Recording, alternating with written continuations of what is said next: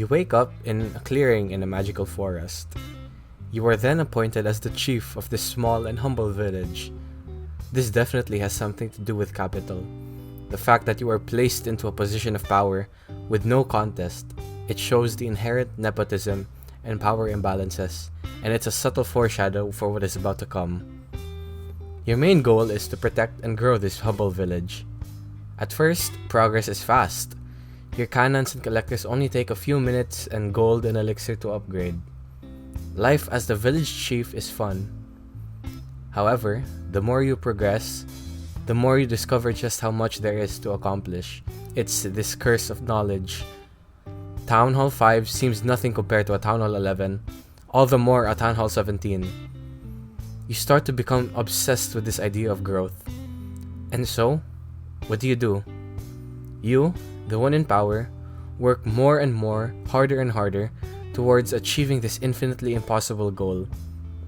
Almost immediately, we see the capitalist themes of the game, this endless chase of a vain goal that becomes harder and more tiring the further you get. Early on into the game, you are introduced to the concept of raiding other villages, pillaging them for its loot for your own personal gain. The rewards aren't that good at first, but the more you raid, the more you start to realize that the gain exponentially outweighs the losses of getting raided. You come to the conclusion that progress is tied to military strength, and so raiding and developing your army becomes your main source of resources. Your resources' priority shifts towards upgrading your army. In the army camp, elixir is used to summon and form troops. No one knows exactly how these troops came to be, but there's one fact that stands. These soldiers are produced solely to serve the state, for the sake of capital gain. They go out on the battlefield, and even when victorious, they die just to have a clone of them remade. The barbarian blindly rushes towards enemy cannons, seemingly without consciousness and autonomy, aside from the goal that has been instilled in his mind that nothing else matters except victory and loot. There's no other way to explain this complete lack of autonomy aside from propaganda and indoctrination. Over time, this idealization of resources has been propagated throughout society, all by you, the dictator. These faceless, obedient, and expendable troops mirror how totalitarian regimes like Nazi Germany treated their soldiers and citizens. Individuals were conditioned to serve the goal of the state without question, often through said propaganda that glorified sacrifice and obedience.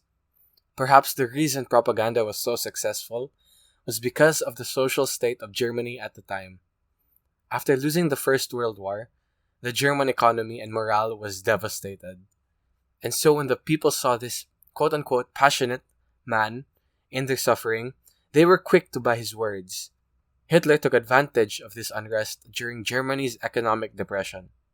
And so, what came to be? A populace that was influenced by the anti-Semitist ideals because they benefited from it. They believed that world domination and the eradication of races was their higher purpose. They saw that France and Poland were defeated because they followed these horrible ideals. Perhaps this too is why the barbarian charges into enemy fire, devoid of identity or autonomy. Not because he is inherently violent or brave, but because he has been conditioned, like many before him, to believe that his only purpose is to serve a greater power, and because he sees that the village benefits from it. These troops seem to have lives too, according to the Clashorama series, although it doesn't seem to be canon. But even if it isn't, they're surrounded by capitalism and war, the villagers and the troops. If you look around the village, you see merchants selling items of war, such as potions and hero items, a loot cart that has the blood of villagers and soldiers on it, a boat that takes you to another island, only to find more war and bloodshed. Because everything in this village is about war, for war, and with war, what choice does the poor barbarian have? He believes that there is no higher purpose other than violence and plunder. But let's take a step back for a bit and ask, is there really no alternative? Well, collectors and events do exist to give resources, but taking this pacifist route is extremely punishing. Progress is basically non-existent by relying on only collectors and events. This, along with other villages constantly raiding you, culminate in a system that pushes you to take violent measures. So even if it's not the player's fault entirely that you do choose to opt into violence and dictatorship, there is still moral culpability, however, in the fact that there is negligence because you still do have the choice to go a peaceful route, as brutal as it is, and yet you choose to opt for bloodshed and dictatorship, which you mask with victory and progress. I think this quote sums it up. In every age, it has been the tyrant, the oppressor, and the exploiter who has wrapped himself in the cloak of patriotism, or religion, or both, to deceive and overawe the people. Eugene Victor Debs. After a successful raid, you go back to your village. You see that it's not enough. It never will be enough. Though there's nothing to do but push through. You instantly order your builders to get back to work on the next project. These builders live in such poor conditions, living in nothing but a tiny hut. And yet, they are expected to work for weeks on end, often with no rest. This reflects the dual cruelty of capitalism and totalitarianism. Under capitalism, they are exploited for their output. Under totalitarianism, they are denied agency. In both, the worker exists not to live, but to build, forever in service of a dream that only benefits those in power.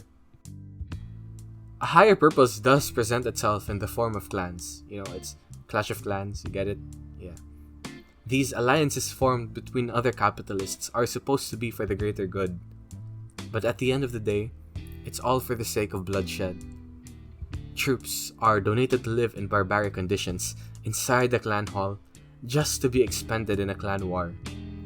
You unlock more types of troops during raid weekend, and even they too are expended for the sake of glory, for the sake of complete, utter domination. And in the end, who gets all the golden glory if not the capitalist?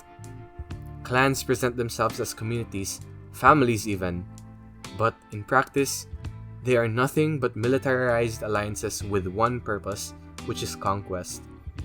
Communication revolves around strategy and sacrifice. Brotherhood is a facade.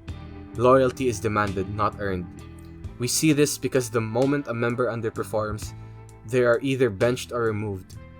There is no place for rest or weakness, just the endless chase for glory and domination. This proves that clans are nothing but an amalgamation of corporate structures that celebrate teamwork while exploiting the individual for the gain of the few. In this way, clans reflect the very heart of totalitarian capitalism. Hierarchies disguised as communities, loyalty enforced through usefulness, and relationships reduced to production and sacrifice. What appears to be unity is just another system of control, where individuals are valued only for how much they contribute to the war machine. Months and years pass. Victory and loot become a routine to you. Gold and elixir become an obligation. The entire society of Clash of Clans becomes what it was bound to become, or perhaps what it already inherently is: a soulless prison, shackled by the myth of progress through conformity.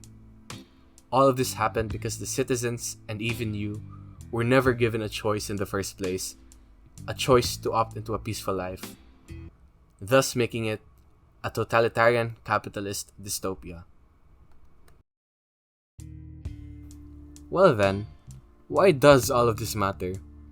Well, in the grand scheme of things, it really isn't that deep. Clash of Clans is still a legendary game that you play on the toilet. It's always going to be one of the greatest toilet games ever. Do I think that Supercell believes in the ideals talked about in this video? I highly doubt it, and I sure hope not. I think domination in strategy games are inherently entertaining and marketable, so it's all in good fun. I guess the point is to prove that such a heavy topic can come from something so lighthearted like a mobile game we all know and love. I am not in any way trying to defame the game, but I'm simply trying to point out that themes of major societal problems can still be seen everywhere, because after all, everything is inherently political. Of course, there's a very fine line with making some profound conclusions and reaching over justifications, which I may have did here, but at the very least, you have the consciousness and you exercise critical thinking in doing so, which is something we all need today. So, as long as the conclusions come from a logical place with every intention to be as objective as possible, it should be fine. Clash of Clans may be a game, but its mechanics echo the same systems that define our world. And if we can recognize the dystopia in a game, maybe we'll have a better chance at spotting early signs of it in real life. Thank you for watching.